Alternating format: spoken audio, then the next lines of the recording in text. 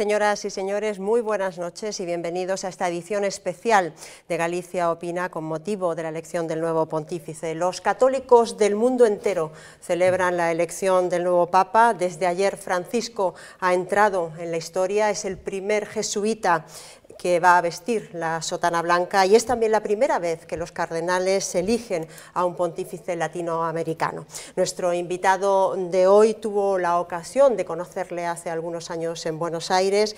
Con él intentaremos analizar el perfil, su perfil. Monseñor Julián Barrio, muy buenas noches. Buenas noches. Arzobispo de Santiago, gracias por aceptar nuestra invitación una vez más, porque estuvo la semana pasada. Gracias a usted por la invitación y por tener la posibilidad de hablar con estos contertulios. Muy bien, pues los presento inmediatamente porque comparten conmigo y con el arzobispo la mesa. En primer lugar, María Méndez, colaboradora ya habitual de Galicia Opina. ¿Qué tal estás, María? Estupendamente, buenas noches. Muy bien. En el otro extremo de la mesa, el periodista y analista también político, Luis Villamor. ¿Qué tal, Luis? Bienvenido. Hola. Muy buenas noches.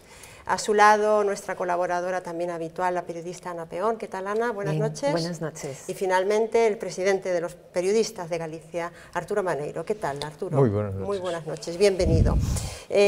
No estaba en las listas de los papables, a pesar de que cuando fue elegido el Papa Benedicto XVI, su nombre también estuvo discretamente entre los candidatos. Alba García, nuestra compañera de redacción, nos dibuja el perfil del nuevo Papa. El Papa Francisco, que no Francisco I, es un hombre humilde, de palabras amables y sonrisa tranquila.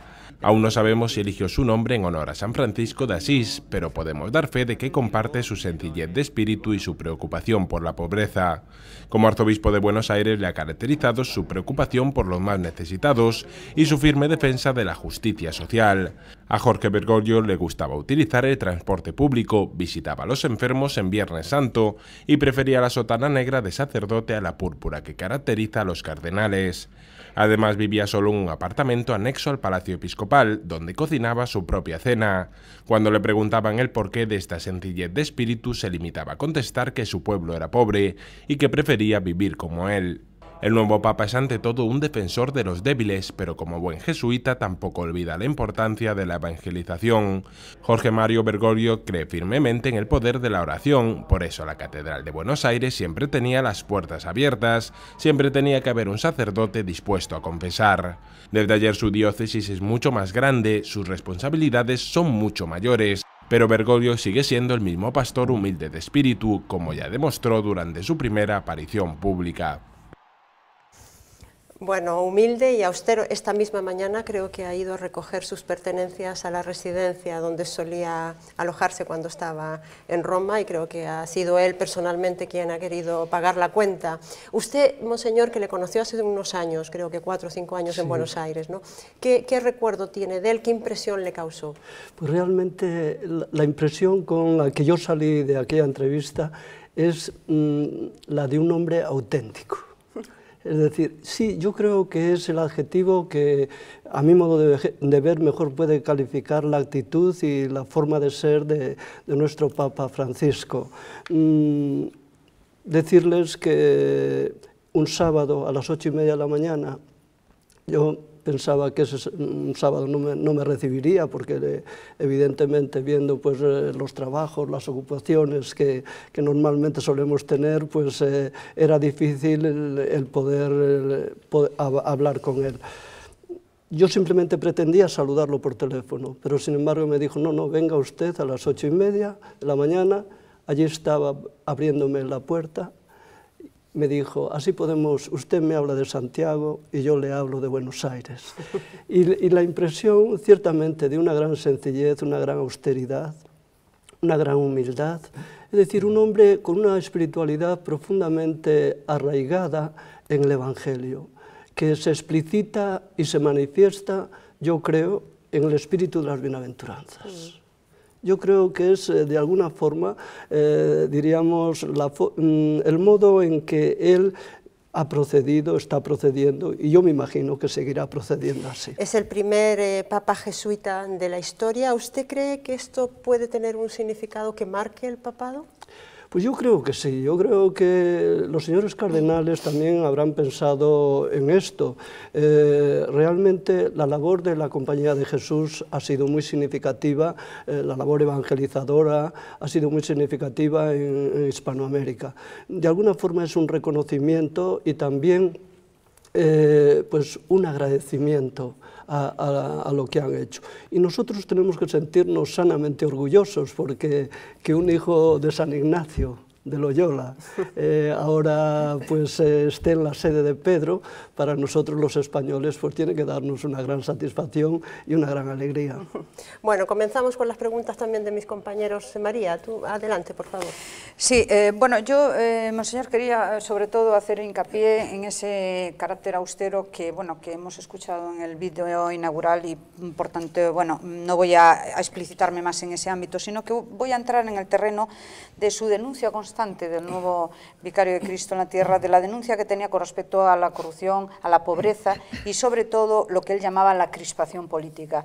Este talante, digamos, de entrar directamente en cuestiones tan prioritarias en la humanidad de hoy en día, ¿cree que va a dar un giro importante a la Iglesia del futuro? Yo estoy seguro que sí, pero más que giro es continuidad, porque en ese redescubrir pues, la dimensión social de nuestra fe, evidentemente ya los papas anteriores nos han ayudado. Basta recordar, por ejemplo, la Deus Caritas del Papa Benedicto XVI.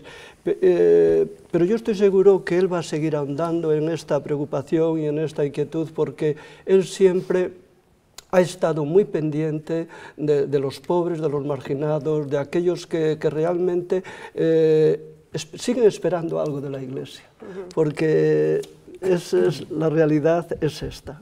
Arturo, sí, no, yo lo que veo es que sí puede existir una cierta continuidad de los últimos papas, puesto que cuando hablamos de todos los anteriores, yo creo que también han sido austeros, han sido humildes, sí, han tenido una preocupación bastante importante por la evangelización, por los pobres. Es decir, que aquí se puede ver, o por lo menos, no sé si usted lo ve así, que es como una perfecta continuidad de medio siglo que llevamos de... Por supuesto, claro, es decir, en la Iglesia no hay ruptura en este sentido. El Papa Francisco no empieza de cero, por así decirlo. Él ha recibido pues, una tradición en todos los ámbitos, tradición espiritual, tradición magisterial, tradición social en la Iglesia, que él tiene que continuarla y él la va a continuar acentuando un aspecto u otro. Claro, el mismo hecho, a mí me ha sorprendido el elegir el nombre de Francisco. Yo no sé si es Francisco de Asís o es Francisco Javier. Y ya no es Francisco I. Solo Francisco. Es solo Francisco. Sí, porque en todo caso, si es Francisco de Asís, evidentemente, ahí veríamos el perfil de una vida sencilla, austera y humilde. Si es Francisco Javier, ahí veríamos la inquietud y preocupación evangelizadora que él ha vivido y que de manera especial en su diócesis, y que ha contagiado, por así decirlo, a toda la Iglesia en Argentina. Ana. Sí, yo quería preguntarle si para usted fue una sorpresa que se eligiese al nuevo Papa en la segunda jornada, y si fue también una sorpresa la personalidad que se ha elegido como nuevo Papa. Sorpresa de la segunda jornada, no, porque normalmente hay que pensar que bueno, pues 2 días y medio, a pesar, diría yo, a pesar del conocimiento que ya tienen los cardenales unos de otros, y a lo cual ha contribuido también las reuniones de las congregaciones, en donde han puesto de relieve pues, la situación del momento de la Iglesia, y esto les ha ayudado también a ver un poco, digamos, el perfil de la persona que tendría que afrontar esta situación. Entonces, en ese sentido, no, pero sí que ha sido sorpresa la persona, porque una grata sorpresa. La verdad es que el Espíritu nos lleva de sorpresa en sorpresa. Nos llevó a la sorpresa de la renuncia de Benedicto XVI, que no esperábamos, y nos ha llevado a la sorpresa de la elección de este Papa, gratamente por otra parte. Luis, adelante. Como estamos falando de un xesuita, me chama a atención precisamente eso, non? Que por primeira vez non acceda, entendo, un xesuíta ou chegue a papa, non? Tendo en conta que unha das normas ou das regras máis estritas que teñen é a de non aceptar cargos públicos, etc. Non chama a atención, en primeiro lugar, eso. E segundo, quería preguntarlle xa directamente se cree que isto pode alterar a correlación, digamos, das relacións co Vaticano de outras órdenes religiosas que neste momento estaban moi próximas ao Papa. No, yo creo que no. Es decir, en cuanto a lo primero, yo pienso que la norma que debemos de tener muy presente en la Iglesia es la actitud del servicio. Si la Iglesia nos pide algo como servicio, eso va más allá de las connotaciones que podamos tener personalmente o como congregación o como orden religiosa. La Iglesia nos pide este servicio, yo creo que al cardenal Bergoglio, jesuita, le ha pedido este servicio y yo creo que él, con la mayor sencillez, lo ha aceptado. Después, la relación con las otras órdenes, el Papa es de todos. El Papa, es decir, cuando es elegido Papa, el Papa de alguna manera no es que olvide lo que ha recibido del carisma propio de donde procede, pero por así decirlo, incluso eso lo tiene que poner al servicio de toda la Iglesia. Monseñor, de los 1.200 millones de católicos que hay en el mundo, prácticamente la mitad, 40%, viven en América Latina. De ahí la enorme importancia, obviamente, de que sea por primera vez en la historia de la Iglesia sea dirigida por un latinoamericano.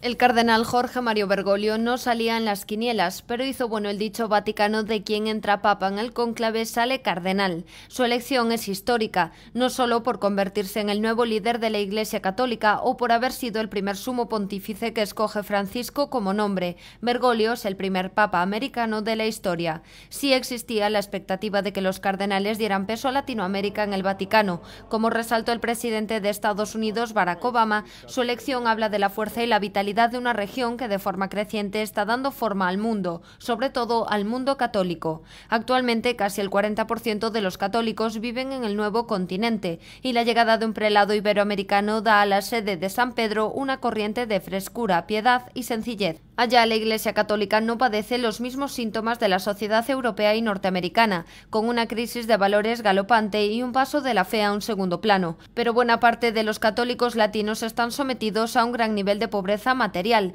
un problema que preocupó al Papa Francisco como arzobispo de Buenos Aires. La pobreza centró sus continuas polémicas con el matrimonio Kirchner, situación agravada con la aprobación del matrimonio homosexual en Argentina. Sus relaciones con el presidente Néstor Kirchner y su mujer y sucesora Cristina Fernández han sido tensas. Eso sí, la presidenta argentina no perdió ayer la oportunidad de celebrar la elección de Bergoglio como papa. Por su parte, España comparte desde ayer lengua materna con el Santo Padre. A él, el presidente del gobierno Mariano Rajoy quiso enviar un mensaje para mantener la cooperación. La familia real española se sumó también a las felicitaciones. Según la Conferencia Nacional de Obispos de Brasil, al escoger al sumo pontífice Francisco, se demuestra que la Iglesia se abre para todos sin mirar solo para Europa. Un mundo complicado para los católicos de todos los continentes, perseguidos en África, fuertemente restringidos en China o víctimas de la intolerancia religiosa en Occidente. Un mundo lleno de retos que esperan una respuesta del nuevo Papa Francisco. Es un gesto importante, es un gesto histórico, tal vez, no sé si usted lo valora de la misma manera. La semana pasada me acuerdo que creo que le hacía esa pregunta, si podía tener esa trascendencia, si la regeneración o la renovación de la fe podía venir de la mano de los países emergentes. Y ahora ya está, es un papa argentino, ítalo-argentino, aunque hay que decirlo. ¿Cree usted que esto va a reforzar esa idea de que la renovación de la fe vendrá del sur? Bueno, yo creo que en este sentido tenemos que ayudarnos todos. Es verdad que la Iglesia en Hispanoamérica da la impresión de que es una Iglesia mucho más viva, con mucha más frescura, con mucha más sencillez, con mucha más autenticidad. No quiere decir que nosotros aquí en Europa, pues evidentemente hayamos perdido las esencias, no, yo pienso que no, pero bueno, tal vez estamos un poco por así decirlo, en una situación adormecida. Yo creo que esta presencia del Papa, de un Papa de Hispanoamérica, pues nos va a ayudar también, sin duda alguna, con la experiencia viva de la fe que él tiene vivida allí, pues nos va a ayudar también aquí. Arturo, ¿compartes sí, esa idea? Incidiendo en este tema, yo creo que también se puede tomar como que es una especie de devolución de Latinoamérica de todo lo que ha hecho Europa en aquel país, ¿no? En aquel continente. Lógicamente ahora es como una especie de flujo de vuelta, que a veces también incluso veo que hay sacerdotes que vienen de aquel continente hacia España, ¿no? Por tanto, podías considerar como una devolución de todo lo que ha hecho Europa con aquel continente. Nuestra Iglesia es una iglesia de comunión, es decir, un elemento fundamental de la Iglesia es la comunión, que se concreta de alguna forma, por así decirlo, somos vasos comunicantes. Es verdad que a lo mejor ahora en Europa pues, el vaso nuestro está un poco menos lleno, pero bien, si el vaso de Hispanoamérica está lleno, pues también nosotros nos podemos beneficiar, podemos participar pues, de esa realidad viva que está viviendo la fe, el cristianismo en Hispanoamérica, y yo creo que ciertamente nosotros podemos aportar algunos aspectos y ellos sin duda alguna también nos pueden ofrecer otras realidades como más jóvenes, por así decirlo, a la hora de vivir la realidad de la fe.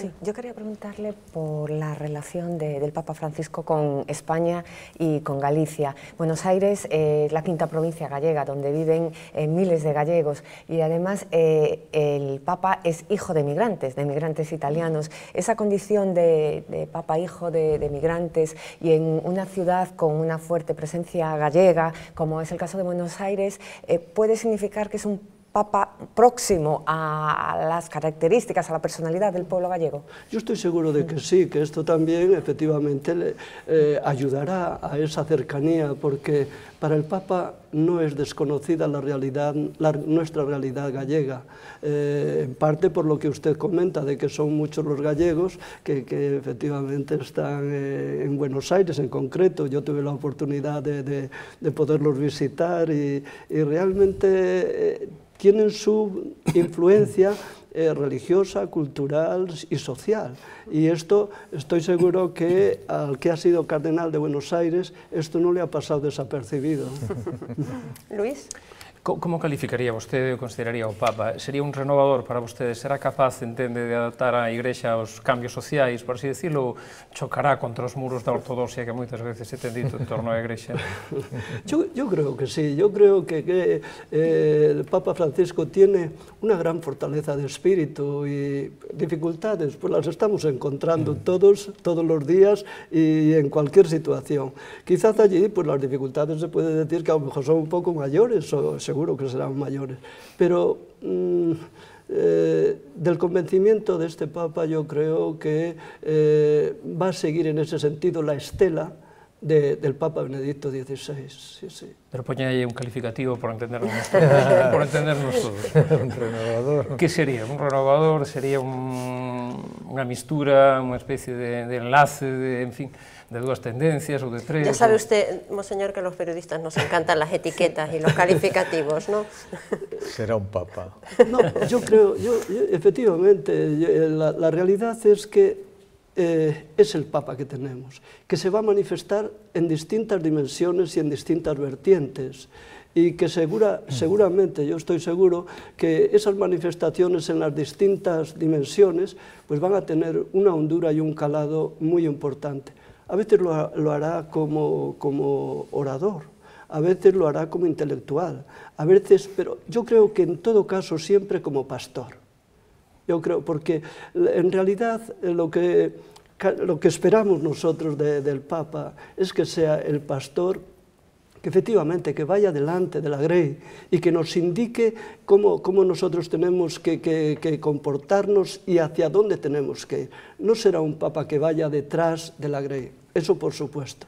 Él irá adelante y realmente eso se lo tenemos que agradecer, como se lo tenemos que agradecer de otras formas pues a los papas que le han precedido. Con respecto a los papas que le han precedido, ¿usted qué diferencias resaltaría con respecto a Benedicto XVI? De Benedicto XVI hemos dicho que ha sido un papa intelectual, un teólogo, sí, que ha dejado un legado teológico e intelectual importante. Con respecto a él, ¿cuáles serían las diferencias? Quizás yo creo, tenemos que esperar para ver el magisterio del Papa Francisco, por supuesto, ¿no? Pero quizás a lo mejor, dada la situación del momento que estamos viviendo en la Iglesia, quizás a lo mejor pues él tenga que acentuar otros aspectos, diríamos, que no es que no reflejen tanto pues esa preocupación intelectual, que yo creo que él la tiene también, pero que a lo mejor no la explicite como la ha podido explicitar Benedicto XVI. En todo caso, yo creo que será la persona para la que, sin duda alguna, nada que afecte a la persona a él le va a ser ajeno. Y ahí va a encontrar un poco la clave para manifestarse y un poco pronunciarse en las distintas situaciones, diríamos, por las que está pasando la Iglesia en este momento. María, adelante. Lo que sí es cierto, Monseñor, es que ha habido, digamos, un cambio de eje de traslación, ¿no?, con respecto a la Iglesia desde la cultura puramente europea a la cultura latinoamericana. ¿Usted cree que a este cambio de eje le va a seguir, digamos, un cambio profundo en la curia, teniendo en cuenta la fuerza espontánea de la Iglesia en Sudamérica? Sí, estoy seguro que sí. Estoy seguro que sí, porque determinadas, diríamos, apreciaciones, valoraciones y realizaciones, pues llevan consigo la realidad de unas personas. Es decir, las personas son las que, en definitiva, pues van a ir cambiando las distintas situaciones, y en este sentido yo me imagino que sí. O sea, que la institución, digamos, en sí, la Iglesia como institución, podría tener alguna transformación interna. Sí, sí, seguro, seguro. En el ámbito de curial. De curial, exactamente. Sí. La reforma, evidentemente, la reforma de la curia es uno de los retos para el nuevo Papa, no es el único. La falta de vocaciones y, sobre todo, la recuperación también de la fe son otros de los desafíos que tiene ante sí el Papa Francisco. Lo vemos en el siguiente informe. Benedicto XVI dejó en manos de su sucesor la tarea de revitalizar la fe de los fieles. Solo así se podrá llevar a cabo la nueva evangelización que tanto necesita el mundo y especialmente la sociedad occidental. De hecho, tanto Juan Pablo II como el Papa alemán denunciaron en Compostela la secularización de un continente que piensa que se puede vivir de espaldas a Dios. Yo, obispo de Roma y pastor de la Iglesia Universal, desde Santiago, te lanzo, vieja Europa, un grito lleno de amor. Vuelve a encontrarte. Sé tú misma, descubre tus orígenes, aviva tus raíces, revive aquellos valores auténticos que hicieron gloriosa tu historia y benéfica tu presencia en los demás continentes. La Europa de la ciencia, de las tecnologías, la Europa de la civilización y de la cultura, tiene que ser a la vez la Europa abierta a la trascendencia. Aún así, el problema de la revitalización de la fe no será el único asunto sobre el que tendrá que trabajar el Papa Francisco. Durante las congregaciones generales se habló de la necesidad de reformar la curia. El caso Batilix manifestó una evidente falta de comunicación dentro de ella a raíz de las filtraciones a la prensa de documentos reservados de la Santa Sede. Por otro lado, los casos de abusos sexuales dañaron severamente la imagen de la Iglesia Católica. Todavía quedan víctimas y la herida es muy profunda tanto en su corazón como en su mente. Mientras sea así para las víctimas, también lo será para nosotros y será un proceso largo. Así que el próximo Papa tiene que ser consciente de ello. Benedicto XVI pidió perdón por estos delitos y tuvo encuentros en diversas ocasiones con las víctimas. Además, le pidió a las instituciones católicas que sean un ejemplo en la protección de los menores. El Papa Francisco deberá continuar la ruta trazada por su predecesor y evaluar la eficacia de sus medidas. Monseñor, ¿cree usted que este Papa Francisco será el Papa de los cambios? Usted no quería a lo mejor responder de manera muy categórica a la pregunta que le hacía Luis, pero yo, por ejemplo, añado otro de los retos, por ejemplo, el papel de la mujer en la Iglesia, que es otro de los temas que está en discusión. Sí, de hecho, en las congregaciones que han tenido previamente al cónclave los señores cardenales, uno de los temas que han tratado es precisamente el papel de la mujer en la Iglesia, qué orientación, cómo se le puede dar, porque tenemos que reconocer un porcentaje muy elevado de la presencia en nuestras iglesias, nuestras comunidades, diríamos, con ese espíritu de corresponsabilidad, pues es la mujer la que lo está llevando adelante. Entonces, evidentemente, esta es una cuestión que yo estoy seguro que a lo largo de este pontificado se va a plantear. No es que sea una cuestión fácil, pero bueno, quiero decir, las cosas hay que afrontarlas no porque sean fáciles o difíciles, porque tanto si son fáciles como si son difíciles, si es oportuno, si es necesario, si es conveniente afrontarlas, pues hay que afrontarlas. Entonces, yo creo que en esto realmente sí que habrá, diríamos, cauce para tratar de explicitar esta inquietud y esta preocupación. Y después, claro, revitalizar la fe.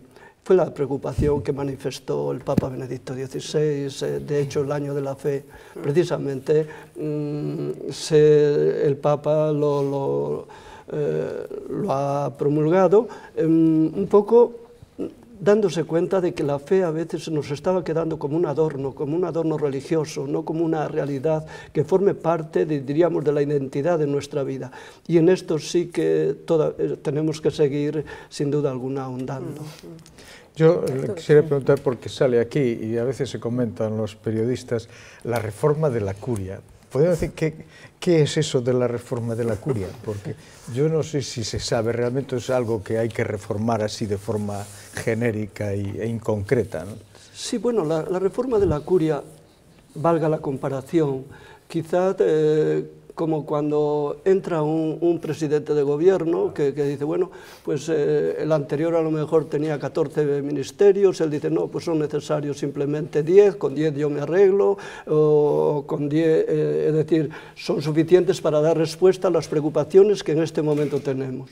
Entonces sería una reforma, por así decirlo, cuantitativa, pero hay la reforma que podríamos denominar cualitativa. Es decir, ¿cuáles son las preocupaciones realmente que la Iglesia tiene en este momento y qué organismos deben afrontar esa situación? Porque en el momento en que tengamos pues, la definición de los problemas, en el momento en que tengamos los organismos, pues es el momento ya después de elegir a las personas que han de ponerse al frente de esos organismos para hacerlos efectivos y para hacerlos eficaces en la medida de lo posible. Yo creo que esta es, cuando se habla de reforma de la curia, pienso yo que va por este camino. En la historia de la Iglesia ha sido, diríamos, esta reforma, no es que sea una urgencia o una necesidad de ahora, se ha visto a lo largo de toda la historia de la Iglesia cómo han ido cambiando, diríamos, las apreciaciones y las consideraciones a este respecto. Pero usted cree que sería... Uno a uno. Sí. No, solo al hilo de esto, ¿no cree que sería urgente esa reforma teniendo en cuenta la escasez de vocaciones sacerdotales que hay en estos momentos, la necesidad de ampliar, digamos, ese espectro de la curia? Bueno, ese es un aspecto importante el que usted apunta. Es verdad que la urgencia y la necesidad que tenemos de vocaciones es una realidad urgente. Ahora yo no sé, bueno, pues evidentemente ahí está la Congregación para la Educación Católica a la que pertenecen los seminarios, que bueno, algo tendrá que decir y algo tendrá que proponernos, lo cual no quiere decir porque este es otro aspecto en la reforma de la curia. Evidentemente las diócesis, cada obispo, pues tiene también que preocuparse, toda orientación que nos venga, en este caso de la Santa Sede, por supuesto que será bienvenida y agradecida, pero eso no nos puede hacer pensar, olvidar la responsabilidad que como obispos tenemos en las distintas diócesis. Quería preguntarlle se neste momento de crise o Papa, digamos, poñerá ao frente, decía vostede que sempre iría diante, non, e non detrás, non? Se acentuará, digamos, o papel social dentro da Igrexa e se vería convento mellor convocar un Concilio Vaticano III, sería, non, neste momento. Digo yo ahora porque senón, como dixo Juan 23 ou Xan 23, despois non se convoca, ou se fai ao principio ou non se fai. Sí, yo creo que el Papa continuará con esta preocupación social, es decir, que se manifiesta pues, en esta hermosa labor que está haciendo Cáritas en la Iglesia.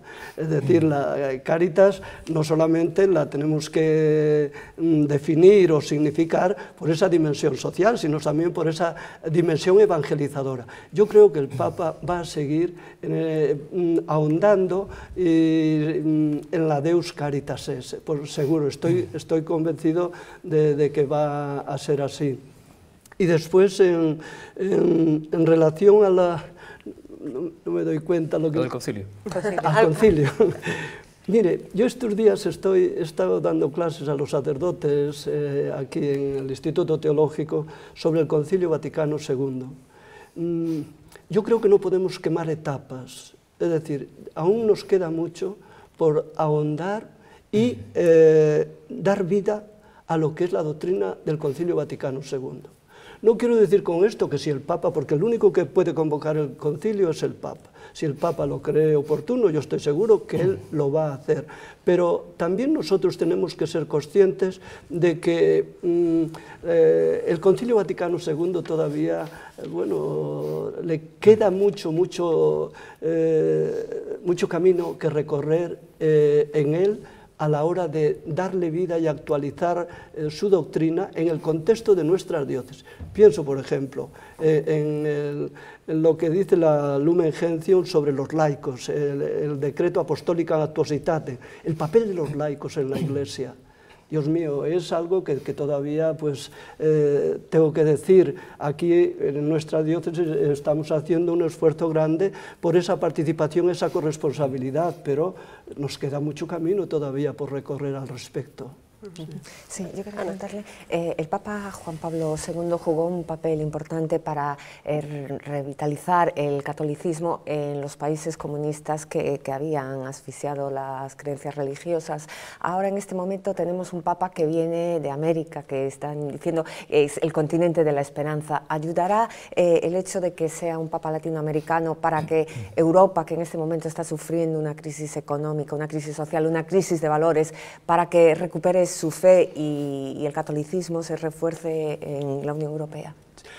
Seguro, seguro. Claro, al venir de Hispanoamérica nos puede dar la impresión de que el Papa pues, no está en la realidad de lo que está pasando en el continente europeo. Yo estoy seguro, y lo puedo afirmar por la conversación que pude tener con él al hablar de Santiago y la influencia que Santiago había tenido y estaba teniendo en Europa. Yo estoy seguro que él conoce muy bien la realidad de Europa y está también, como lo estaba Benedicto XVI, él también seguro que está preocupado porque efectivamente Europa no ha respondido al mensaje, al reto que le lanzó el Papa, el Beato Juan Pablo II, precisamente desde aquí, desde Santiago. Y en este sentido, pues él lo tendrá en cuenta y estoy seguro que contribuirá también a esa revitalización de la fe en el continente europeo. Hay también alguna asignatura pendiente con respecto al ámbito, digamos, más terrenal, ¿no?, de la institución eclesiástica, que es la recuperación de la autoridad un poco moral, digamos, la transparencia, etcétera, a tenor de algunos tristes acontecimientos que se han dado en los últimos tiempos. ¿Usted cree que realmente, al margen de que estoy convencido que su fe le dice que el Espíritu Santo ha elegido el mejor, cree que es una persona con carácter suficiente para acometer en ese sentido las reformas necesarias que hagan falta en el Vaticano?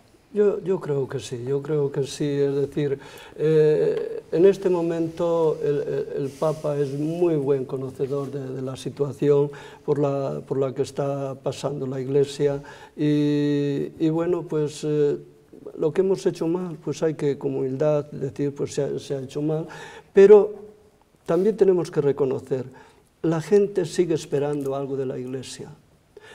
Porque yo me preguntaba, por ejemplo, 6.000 periodistas en Roma, otros muchos en otros lugares pendientes de la elección del Papa. Evidentemente esto, gracias a Dios para nosotros, pues es algo que nos tiene que, bueno, enorgullecer, pero también a la vez responsabilizar mucho. Es decir, la gente sigue esperando algo de la Iglesia y por eso se sigue hablando tanto de ella, en algún momento con críticas fundadas, que tenemos que asumir con humildad. En otros momentos a lo mejor las críticas no son tan fundadas, pero en todo caso la preocupación nuestra como personas de la Iglesia tendrá que ser en todo momento no dar motivo alguno para ninguna crítica. Ese sería el planteamiento que efectivamente yo creo que el Papa va a tener también muy en cuenta. Usted habla, monseñor, de que la gente sigue esperando algo de la Iglesia. Nosotros en Galicia Opina humildemente hemos querido salir a la calle para ver cómo ha sido la reacción, una reacción de sorpresa, evidentemente. Estos son los testimonios que hemos recogido.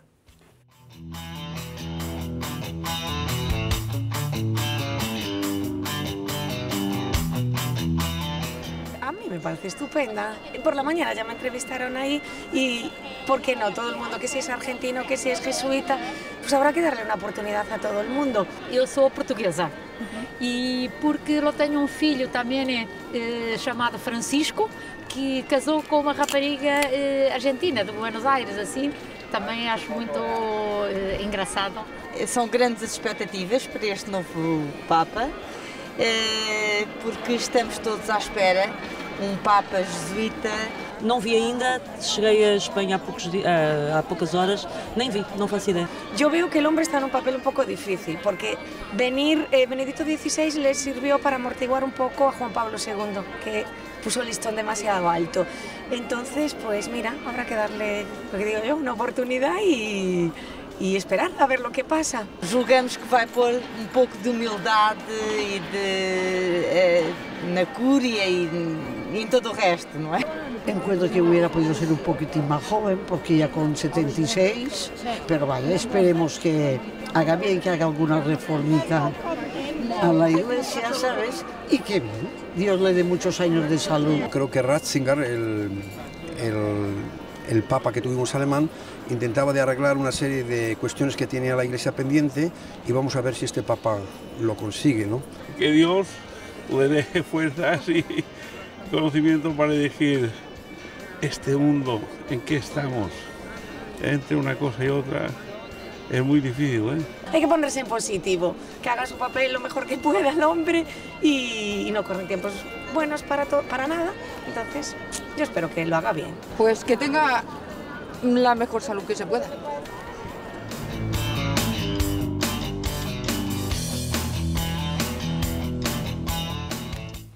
Bueno, esos eran los deseos que le lanzaban desde Santiago de Compostela al nuevo Papa. Bueno, que tenga buena salud, que por cierto, he visto por ahí que, bueno, que curiosamente no es una persona que tiene, creo que una operación pulmonar en la juventud que hace que a lo mejor... Esto, la verdad es que efectivamente... pero nunca se sabe, porque en la historia de la Iglesia, muchos papas que fueron elegidos con una salud muy débil y tal, después resulta que han tenido una salud de hierro y han vivido muchísimos años, eso sí. Monseñor, ayer cuando salió al balcón, a todo el mundo le llamó la atención que saliera solamente con esa sotana blanca, sencilla. ¿Interpretamos, especulamos que son gestos que quieren decir algo? Yo creo que sí, hay que interpretarlos dentro, a mi modo de ver, de esa dimensión de austeridad que él vive. Lo mismo que es curioso, porque en ese momento la gente podía decir, bueno, que rece por nosotros. Él dice, rezad por mí, rezad por mí. Y invita a todas las personas que estaban en La Plata y a los que estábamos viendo por la televisión a rezar juntos.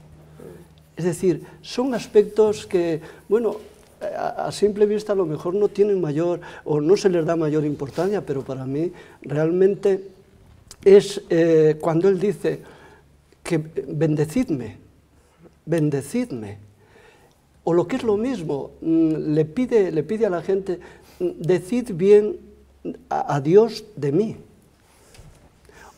Estad en esa comunión de oración, en esa comunión de preocupaciones, él lo va a decir. Iniciamos ahora un camino de fraternidad, de comunión y de oración.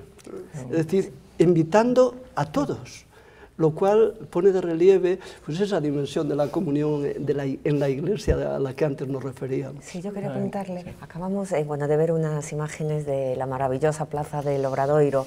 Hemos tenido la oportunidad de ver al Papa Benedicto XVI en el Obradoiro. Tenemos también la oportunidad de ver al Papa Francisco en la plaza del Obradoiro. Por intentarlo no va a quedar. Pero bueno, vamos a ver. Se invitó a Feijóo.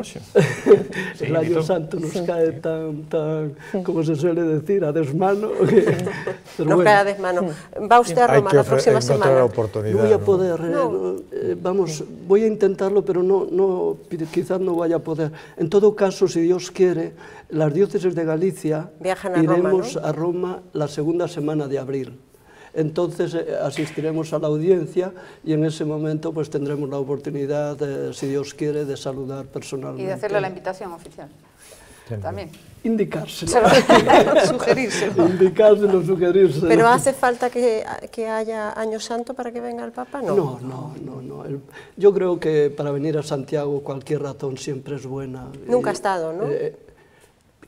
Pues mire, no lo sé. Yo no sé si él vino cuando fue la Jornada Mundial de la Juventud. Es un dato que tengo que contrastar, pero que en este momento no sé decirles. Porque estuvo en Alcalá de Henares. En Navarra, sí. En Navarra.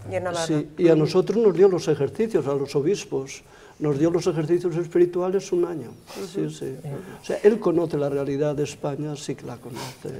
Monseñor, aunque entiendo que eluda la respuesta, nos gustaría saber, ¿estaba entre sus favoritos? Pues mire, humildemente tengo que decir que como de él no se hablaba. No lo manejaba, es muy santo decirlo. Por una razón de que él, como había estado ya pues muy presente en el anterior cónclave, y él parece ser, según dice, porque claro, lo del cónclave es una cosa, él había declinado un poco, pues yo no pensaba que ahora pudiera ser elegido. Quería decir simplemente que, digamos que a imaxe de marca que ten o novo Papa, por así decirlo, é precisamente cultivar ese perfil baixo, que decir que isto, por lo menos a prensa latinoamericana constantemente cando fala del se refire a esa maneira de actuar, a esa forma de ser, non, de presentarse con esa sinxelez, etcétera, etcétera, e quería destacar, digamos, un perfil non sei se complementario ou antitético, porque aparece hoxe cunha certa febleza ante os procesos da ditadura argentina e tal, pero ao tempo aparece criticando e considerando case criminal a débeda en Latinoamérica que ten estrangulado o desenvolvemento neses países, non? Entón, dende ese punto de vista, sí pode dar xogo, eu creo, non? Pero é unha personalidade, como a consideraría vostede, non?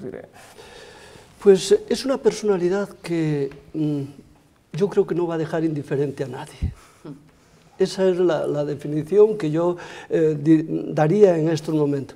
Y en este sentido, pues en algunos momentos parecerá como que se esconde, es decir, como esa levadura que está ahí en la masa, y en otras ocasiones yo seguro que tiene la fortaleza para decir, pues esto no puede ser, por esto y por esto.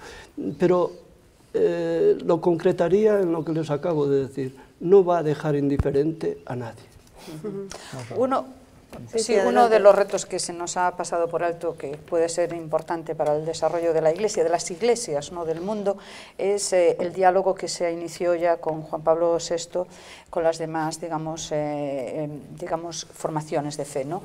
¿Cree que en este terreno el Papa también tiene previsto o se le ve una persona que tiene consistencia para llevar a cabo ese diálogo?